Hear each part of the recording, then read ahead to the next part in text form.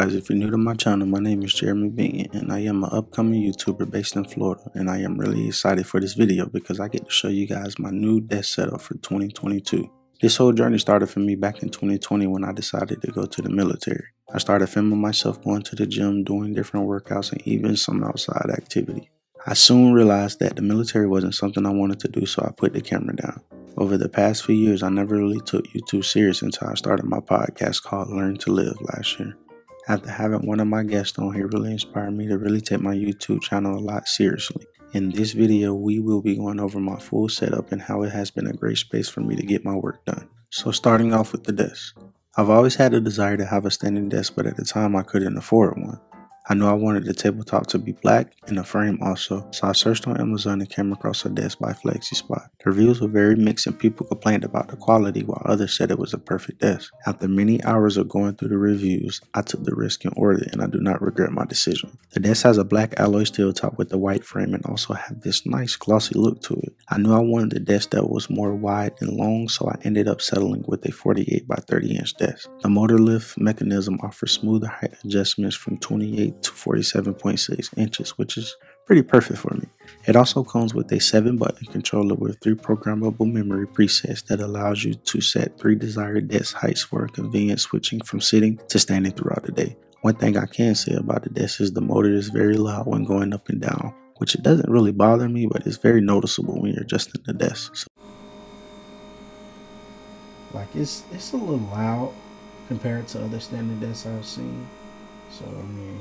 So if anyone was to ask me about a standing desk, I would recommend Flexispot from Amazon. Next on top of the desk, I have an LG 34-inch monitor.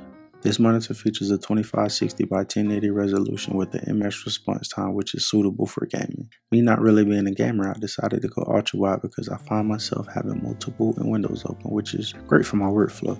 Sometimes I don't like having my computer open on my desk, so being able to script videos on my left hand side and also have another window open for researching topics is very dope to me. When it comes to editing, this thing is a beast. When I say beast, I mean far as the timeline you have when you're editing, which helps me keep track of what's happening in large projects and reduces the need to scroll back and forth while editing. This monitor has 2 HDMI ports, which I use one to connect my MacBook Pro. You also have a headphone jack on the back of the speaker for audio output over the HDMI connection.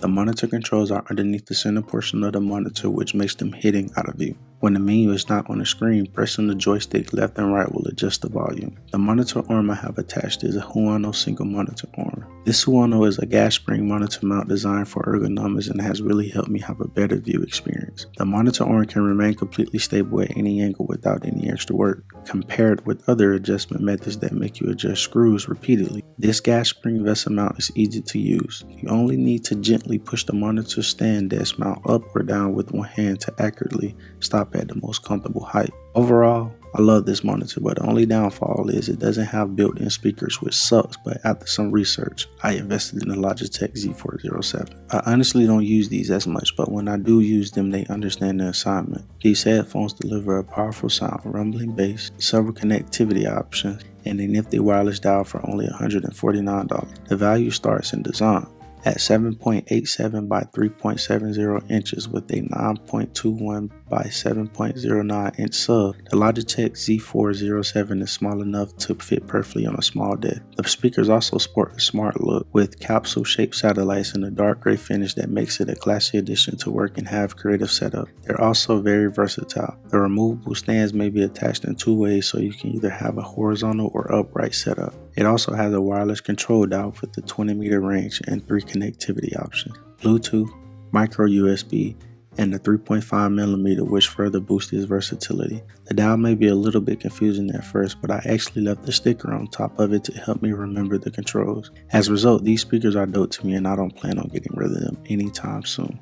Now let's go to what's on my desk. I'm currently using the Logitech MX Master keyboard. I recently purchased a keyboard from Best Buy after watching many other desk setups, and I decided to give it a try. After giving the keyboard a try for a week, I fell in love with it. The keys on the keyboard match the size of my fingertips, so it makes it easier not to hit 2 keys at one time. Its wireless connectivity allows you to pair up to 3 devices over Bluetooth or its USB dongle, and you can also switch easily between paired devices without having to repeat the pairing process. Typing feels light and responsive due to its scissor switcher's short pre-travel distance and low operating force. Its indented keys help minimize typos. Also, typing noise is quiet and shouldn't bother people around you. It's relatively comfortable to type on without a wrist rest due to the keyboard's low profile. However, there are no incline settings. Another feature I like about the keyboard is that it lights up whenever your hands get near the keyboard, which allows me to type and see the keys if maybe I want to dim the lights in my room or even just type in the dark.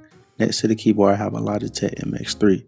The Logitech MX Master 3 is a great professional looking mouse that's fairly versatile for everyday use. It has an ergonomic design that is comfortable to use for hours thanks to its thumb rest and rounded shape.